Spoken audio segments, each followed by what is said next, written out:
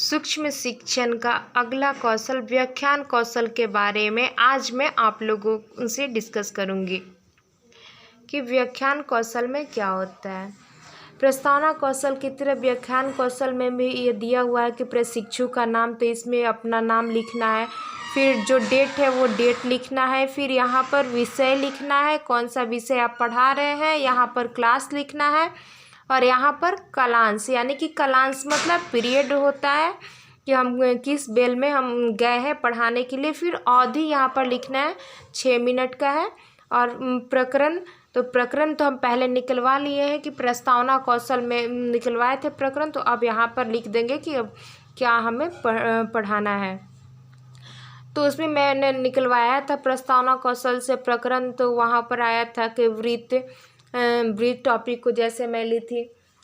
अब इसमें ध्यान रखना है कि व्याख्यान कौशल में क्या क्या कुछ इसके कंपोनेंट्स है, उस कंपोनेंट्स को ध्यान रखना जरूरी है। जैसे इसमें अपने प्रारंभिक कथनों का स्पष्टता पूर्वक प्रयोग, यानी कि जो भी हम बोल रहे हैं, ठीक है, उसको ना हम सही तरीके से बोले, स्पष्ट बोले, जिससे बच्चे को समझ में आए। हमारा भाषा का जो प्रवाह है वो सही होना चाहिए। उपयुक्त शब्द का प्रयोग करना है जो बच्चों को समझ में आए। हमारे कथनों में हम जो बोल रहे हैं, हमारे बोलने में कंटिन्यूटी होनी चाहिए।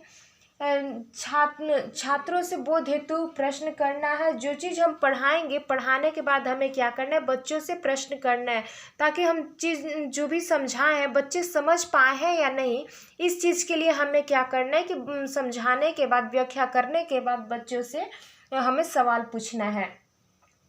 फिर उसके बाद जो निष्कर्ष आएगा, उस निष्कर्ष के आधार पर कि हाँ बच्चे समझ रहे हैं या नहीं समझ रहे हैं, फिर तो हम जानेंगे ना कि हमारा जो भी हम व्याख्या किए हैं वो व्याख्या हमारा सही है, बच्चों को समझ में आया या नहीं।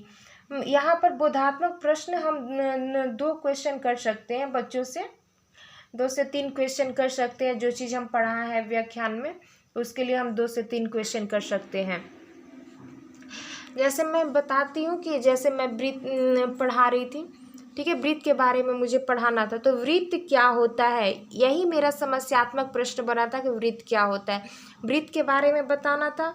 तो चलो जैसे मैं बता रही हूँ कि वृत्त के बारे में, तो क्या होगा कि किसी निश्चित बिंदु से, ठीक है, निश्चित बिंदु से समान दूरी पर स्थित, निश्चित बिंदु से समान दूरी पर स्थित बिंदुओं का बिंदु पथ क्या कहलाता है, वृत्त कहलाता है। निश्चित दूरी से समान निश्चित बिंदु से समान दूरी पर स्थित बिंदुओं का बिंदु पथ क्या होता है, वृत्त होता है। यानी कि जो वृत्त है वो क्या है, एक जगह उसका सेंटर होगा, उस सेंटर से यहाँ की दूरी सेम है, यहाँ की दूरी सेम है, यहाँ की दूरी सेम है, यहाँ की दूरी सेम है, यहाँ की दूरी सेम है। यानी कि वो वृत्त क्या होता है कि एक निश्चित बिंदु से लेकर के और जो भी उसके समान दूरी पर एक बिंदु पथ बनता है, जो बिंदुओं से जो एक किनारा बनता है, रास्ता बनता है, वो क्या होता है, वृत्त होता है। ठीक है, तो ये वृत्त का एक अच्छा सा फिगर मैं बना देती हूँ। ये तो फिगर अच्छा नहीं है, बट ये समझने के लिए है, आप लोग को समझ में आना चाहिए कि हाँ बस इसमें करना क्या है, प्रोसेस समझना है। तो जैसे मैं एक वृत्त बना दी, अब इस वृत्त का ये क्या है, सेंटर हुआ, सेंटर को हम सी से डिनोट किए। इसके बाद सेंटर से परिधि के बीच की जो दूरी होती है वो क्या होती है, त्रिज्या होती है, आर होती है, रेडियस। ठीक है, यहाँ इसका नाम ए रख दिए, इसका नाम बी रख दिए। ए से बी की जो दूरी है वो क्या है, डेमीटर है, व्यास है। यानी कि जो एक परिधि के एक छोर से दूसरे छोर तक जो सेंटर से गुजरते हुए जाती है वो क्या होती है, व्यास होती है। यानी कि यहाँ पर जो ए बी है, ए बी क्या है, यहाँ पर व्यास है। सी बी क्या है, यहाँ पर सी बी क्या है, सी बी त्रिज्या है, त्रिज्या है। त्रिज्या को हम आर से डिनोट करते हैं और व्यास को हम डी से डिनोट करते हैं। ठीक है, तो ये रहा आज का हमारा ये व्याख्यान कौशल। व्याख्यान कौशल में यही करना है कि जो भी टॉपिक पढ़ाना है उसके बारे में जितना उसमें क्या है, क्यों है, कैसे है, जो भी है वो सब चीज़ हम इसमें डिस्कस करेंगे। मैथ्स वालों के लिए है कि व्याख्यान कौशल में भी श्यामपट्ट का यूज करना पड़ता है। बाकी जो लिटरेचर वाले हैं वो ज़्यादातर मौखिक रूप से ही व्याख्यान के लिए यूज करेंगे। तो आज के लिए इतना ही है। इसमें थोड़ा सा लिखने के लिए मैं दिखा रही हूँ कि इसमें कैसे अपने कॉपी जो है मैं माइक्रो टीचिंग की कॉपी, उस कॉपी को कैसे करना है। तो देखिए